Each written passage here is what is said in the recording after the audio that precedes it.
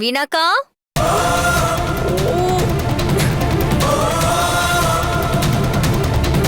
வீணாக்கா,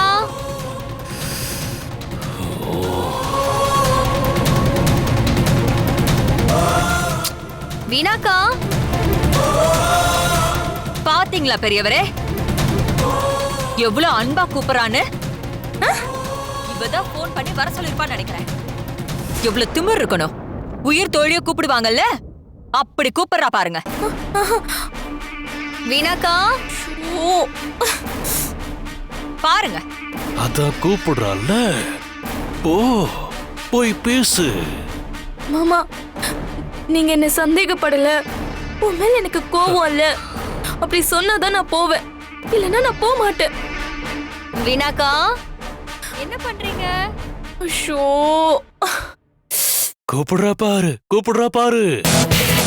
போ போ, என்னன்னு கேட்டுட்டு வா.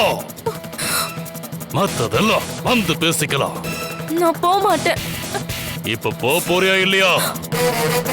வீணாக்கா, வீணாக்கா, வாங்குறல்ல, போ.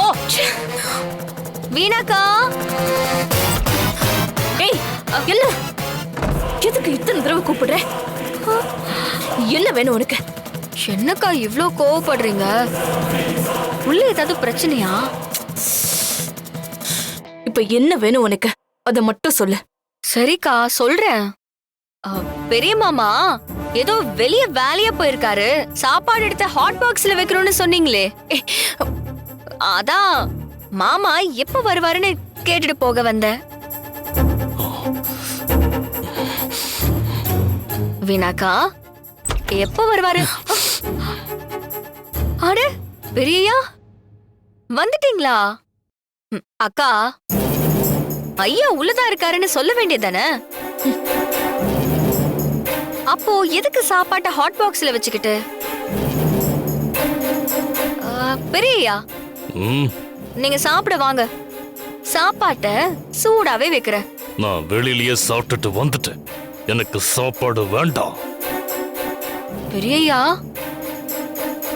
உங்களை பார்த்தா விருந்து சாப்பிட்டு வந்தவர் மாதிரில தெரியுது.